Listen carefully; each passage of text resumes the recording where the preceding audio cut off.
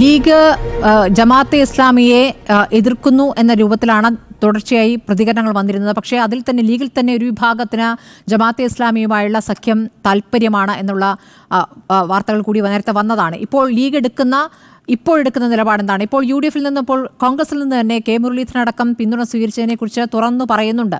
അപ്പോൾ സ്വീകരിക്കാവുന്ന ഒരു പിന്തുണയാണ് ജമാഅത്തെ ഇസ്ലാമിയുടേത് എന്ന നിലപാടിലേക്ക് ലീഗ് ഒന്നിച്ചെത്തിക്കഴിഞ്ഞിട്ടുണ്ടോ എന്നതാണ് ചോദ്യം.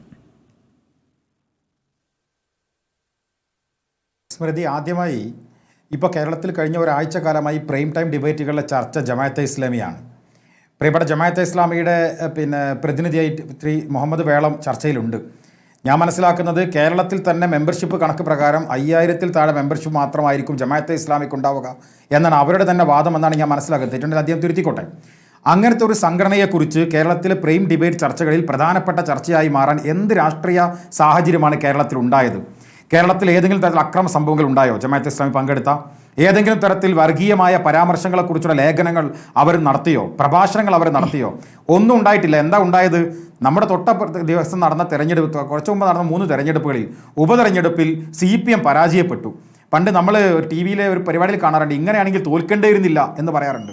എന്ന് പറഞ്ഞ പോലെ ഇത്രയൊക്കെ വർഗീയ വിഷം തുപ്പുമെങ്കിൽ CPM തോൽക്കേണ്ടിയിരുന്നില്ല, ഞങ്ങൾ തോറ്റാലും കുഴപ്പമുണ്ടായിരുന്നില്ല, കേരളത്തിന് മതേതര ബോധത്തിനൊന്നും പറ്റുമായിരുന്നില്ല എന്നൊരു അഭിപ്രായം പങ്കുവെക്കുകയാണ്. ഇനി എന്തുകൊണ്ടാണ് ജമാഅത്തെ ഇസ്ലാമി എന്ന പേരാണ് CPM എടുത്തുപയോഗിക്കുന്നത്? അതിന് പ്രധാനപ്പെട്ട കാരണങ്ങളുണ്ട്. ആ പ്രധാനപ്പെട്ട കാരണം അവർ തന്നെ പറയുന്നത് മുസ്ലിം സമുദായത്തിനകത്തുള്ള തീവ്ര സ്വഭാവമുള്ള സംഘടന എന്നാണ് ജമാഅത്തെ ഇസ്ലാമി അവർ എടുക്കാൻ വേണ്ടി പറയുന്നത്. ശരി, അങ്ങനെ ഒരു ചർച്ചയ്ക്ക് തയ്യാറാവുകയാണെങ്കിൽ സ്മൃതി, ഒരു 2 മിനിറ്റ് സമയം എനിക്ക് അധികം തരണം. അടുത്ത റൗണ്ടിൽ എനിക്ക് സമയം തന്നില്ലെങ്കിൽ കുഴപ്പമില്ല. കേരളത്തിൽ അത്തരത്തിൽ പരാമർശിക്കപ്പെട്ട 4 സംഘടനകളാണ് കേരളത്തിൽ പ്രധാനമായി ഉണ്ടായത്. ഒന്ന് ജമാഅത്തെ ഇസ്ലാമി ഹിന്ദാണ്, മറ്റൊന്ന് പോപ്പുലർ ഫ്രണ്ടാണ്, മറ്റൊന്ന് PDP ആണ്, മറ്റൊന്ന് INL ആണ്. ഈ 4 സംഘടനകളുമായി ബന്ധപ്പെട്ടാണല്ലോ കേരളത്തിൽ അത്തരത്തിലുള്ള ചർച്ച ഉണ്ടായത്. ഒന്ന് ജമാഅത്തെ ഇസ്ലാമിയെ തന്നെ നമ്മൾ എടുക്കാം. ജമാഅത്തെ ഇസ്ലാമി രൂപീകരിക്കപ്പെട്ട 941-ലാണ്. 947 രാജ്യം സ്വതന്ത്രമായി. 47-ൽ മുസ്ലിം ലീഗ് പാർട്ടി രൂപീകരിക്കപ്പെട്ടു. ഞങ്ങളുടെ നിലപാടാണല്ലോ നിങ്ങൾ ചോദിക്കുന്നത്. 947 ഞങ്ങൾ ഇന്ത്യൻ യൂണിയൻ മുസ്ലിം ലീഗായി മാറി.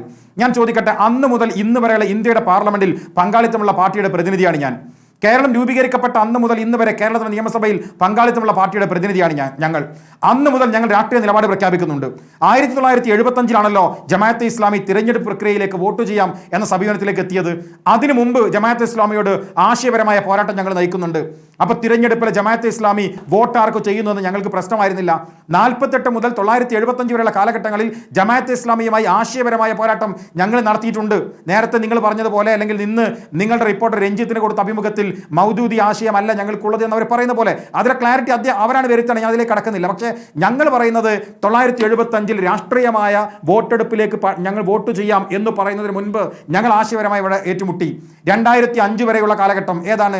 970 മുതൽ 2005 വരെ നിരന്തരമായി ഇടതുപക്ഷത്തിന് മാത്രം എൻ ബ്ലോക്കായി അവർ വോട്ട് ചെയ്തു.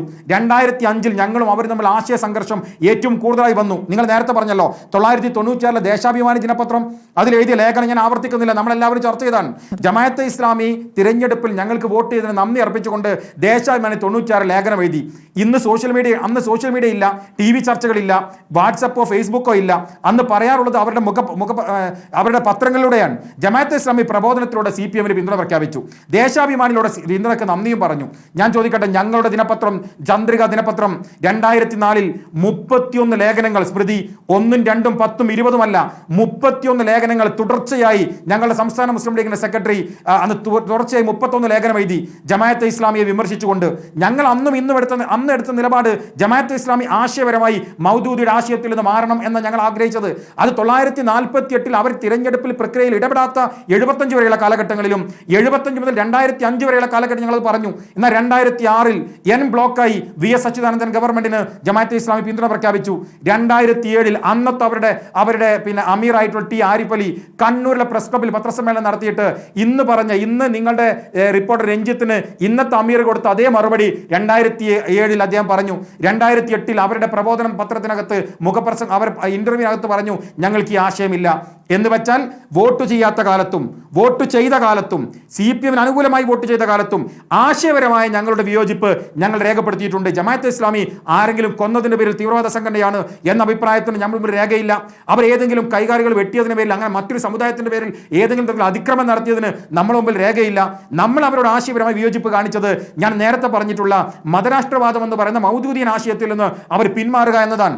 2007 പരസ്യമായി പത്രസമ്മേളനം നടത്തിയും 2008 അവിടെ മുഖപ്രസംഗത്തിൽ അവർ ലേഖനം എഴുതി. രണ്ടും നമ്മുടെ മുമ്പിൽ ലഭ്യമാണ്. ഞാൻ പറയട്ടെ, ഇപ്പൊ 2016 UDF പിന്തുണ നൽകിയത്. 2019 പൂർണ്ണമായും UDF പിന്തുണ നൽകി. അതിനു മുമ്പും LDF-നൊപ്പമാണ്.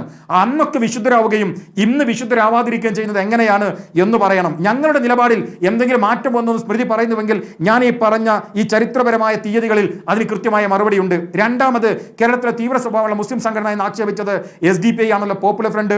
ആ പോപ്പുലർ ഫ്രണ്ട് ആരുടെ കൂടെ ഉണ്ടായത്? അവർ രൂപപ്പെട്ട കാലം ഏതാണ്? കേരളത്തിൽ വൈമയും കൈമയും പൈമയും എന്ന് പറയുന്ന 3 സംഘടനകളായി കേരളത്തിൽ അവർ പ്രവർത്തിച്ചു. അന്ന് അവർ പറഞ്ഞു, നിങ്ങൾ ഞങ്ങളുടെ മെമ്പർഷിപ്പ് എടുത്തോ, ലീഗിന്റെ മെമ്പർഷിപ്പ് എടുത്തോ, നിങ്ങൾ ഞങ്ങളുടെ മെമ്പർഷിപ്പ് എടുത്തോ, കോൺഗ്രസിന്റെ മെമ്പർഷിപ്പ് എടുത്തോ, നിങ്ങൾ ഞങ്ങളുടെ മെമ്പർഷിപ്പ് എടുത്തോ, നിങ്ങൾ CPM മെമ്പർഷിപ്പ് എടുത്തോ. കേരളത്തിലെ മുസ്ലിം ചെറുപ്പക്കാരോട് അന്നത്തെ പോപ്പുലർ ഫ്രണ്ടിന്റെ പഴയ രൂപമായ വൈമയും കൈമയും പൈമയും അത് പറഞ്ഞപ്പോൾ അവർക്ക് രാഷ്ട്രീയ രൂപം ഉണ്ടായിരുന്നില്ല. അന്ന് മുസ്ലിം ലീഗ് പാർട്ടി പറഞ്ഞു, ദ്വയാംഗത്വം ഞങ്ങളുടെ പാർട്ടിയിലില്ല, അങ്ങനെ പോകുന്നവർ വേറെ പോകണം, ഇവിടെ ദ്വയാംഗത്വമില്ല, ഇവിടെ ജനാധിപത്യ ചേരിൽ ഉറച്ചു നിൽക്കുന്നവർക്ക് മാത്രമേ ഇവിടെ അംഗത്വമുള്ളൂ പരസ്യമായി ഞങ്ങൾ പ്രഖ്യാപിച്ചു. ഇവർ രാഷ്ട്രീയമായ രൂപം പ്രാപിച്ചു. കാരണം ഇവർക്ക് അഭയം കിട്ടിയില്ല. ജമാഅത്തെ ഇസ്ലാമിക്ക് രാഷ്ട്രീയ അഭയം ലീഗ് നൽകിയില്ല. SDPI ഈ പോപ്പുലർ ഫ്രണ്ടിന് രാഷ്ട്രീയമായ അഭയം ഞങ്ങൾ നൽകിയില്ല. അവർ രാഷ്ട്രീയമായ രൂപം പ്രാപിച്ചു. ഇതേ അവസ്ഥയല്ലേ PDPക്കുണ്ടായത്? PDP 92 വരുന്നതിന് മുൻപ് ISS ആയി. അന്ന് ഞങ്ങളുമായാണ് ഏറ്റുമുട്ടിയത്. ഇവരുടെയൊക്കെ ശൈശവ കാലത്തിൽ തീവ്രമായ ചിന്തകൾ ഇവർ കൊണ്ടു നടന്നപ്പോൾ ലീഗുമായി ഏറ്റുമുട്ടി. ആ ISS പിന്നീട് PDP ക്ലാരിറ്റി ഉണ്ടോ? അത് ഞാൻ വളരെ കൃത്യമായി പറയുന്നു, ലീഗിന് ക്ലാരിറ്റി ഉണ്ട്. ജമാഅത്തെ ഇസ്ലാമി മതരാഷ്ട്രവാദമാണ് ഉന്നയിക്കുന്ന മൗദൂദിയൻ ആശയത്തിൽ ഊന്നിന്നപ്പോഴാണ് അതിശക്തമായ ആശയപരമായ പോരാട്ടം ഞങ്ങൾ അവരുമായി നടത്തിയത്. ആ ആശയത്തിൽ ഒരു പിന്നോട്ട് പോകുമോ? അവർക്ക് ഒരു സ്വതന്ത്ര രാഷ്ട്രീയ സംഘടനയായി കേരളത്തിൽ പ്രവർത്തിക്കാൻ അവകാശമുണ്ട്. അവരുടെ പേരിൽ ഏതെങ്കിലും തരത്തിൽ വർഗീയ സംവിധാനം പ്രവർത്തിക്കുന്നു എന്ന് പറഞ്ഞാൽ, ഞങ്ങളുടെ ഭരണഘടന പലതവണ മാറ്റി എഴുതിയിട്ടുണ്ട് എന്ന് പറഞ്ഞാൽ, അതേസമയം സ്ഥാപകൻ ആ നിലപാടുള്ളതാണ്. മൗദൂദിയുടെ നിലപാട് അങ്ങനെയാണ്. താങ്കൾ പറഞ്ഞ ലീഗുമായി ബന്ധപ്പെട്ട് ലീഗിൽ നിന്ന് തെറ്റിയിട്ടാണല്ലോ അദ്ദേഹം, ലീഗിൽ നിന്ന് പുറത്തു പോയിട്ടാണല്ലോ ജമാഅത്തെ ഇസ്ലാമി രൂപീകരിക്കുന്നത്. അപ്പോൾ എങ്ങനെയാണ് ഈ പേരുള്ള നേതാവിനെ, ആചാര്യനെ ഒഴിവാക്കിക്കൊണ്ട് ആ സംവിധാനം പ്രവർത്തിക്കുക എന്നുള്ള ചോദ്യമുണ്ടല്ലോ PK നവാസ്. അങ്ങനെയാണെങ്കിൽ പുതിയ പ്രസ്ഥാനം രൂപീകരിക്കട്ടെ, എന്താണ് അതിന് തടസ്സം?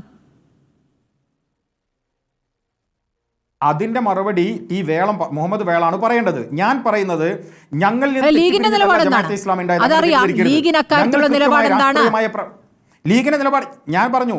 മുസ്ലിം ലീഗ് പാർട്ടി നിലപാട് പറഞ്ഞു. ജമാഅത്തെ ഇസ്ലാമിയുടെ ഭരണഘടനാപരമായി ജമാഅത്തെ ഇസ്ലാമി പ്രവർത്തിക്കുന്നത് ഈ രാജ്യത്തിന്റെ ജനാധിപത്യ മതേതര സങ്കല്പങ്ങൾ ഉയർത്തിപ്പിടിച്ച് ഭരണഘടനയെ അനുസരിച്ചുകൊണ്ട് ജീവിക്കാൻ അവർ തയ്യാറുണ്ടോ?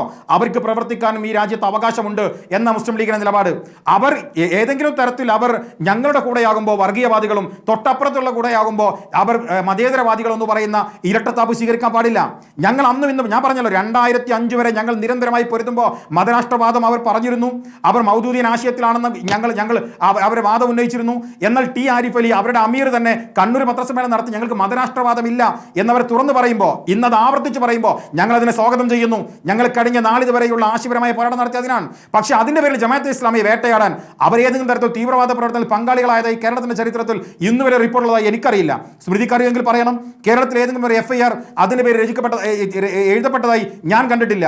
ഏതെങ്കിലും ഒരു മതത്തിന്റെ പേരിൽ മറ്റൊരു മതത്തിൽപ്പെട്ട ആളെ കൊല്ലുകയോ ആക്രമിക്കുകയോ ചെയ്തതിന്റെ പേരിൽ അവരുടെ പേരിൽ FIR ഇല്ല. അവരുടെ പേരിൽ ആകെയുള്ളത് ആശയപരമായി മൗദൂദിയൻ ആശയത്തിൽ പ്രവർത്തിക്കുന്നു എന്നൊന്നുണ്ടായി. അതിനെക്കുറിച്ച് വളരെ കൃത്യമായി ക്ലാരിറ്റി അവർ പറയുന്നുവെങ്കിൽ അത് സ്വാഗതാർഹമാണ്. അവർ തീവ്രവാദത്തിന്റെ കൊട്ടയിലേക്ക് വലിച്ചെറിഞ്ഞു കൊടുക്കുകയല്ല, ഇന്ത്യൻ ജനാധിപത്യത്തോട് ചേർന്ന് നിർത്തുകയാണ് നമ്മൾ ചെയ്യേണ്ടത് എന്നാണ് എൻ്റെ അഭിപ്രായം. ശരി.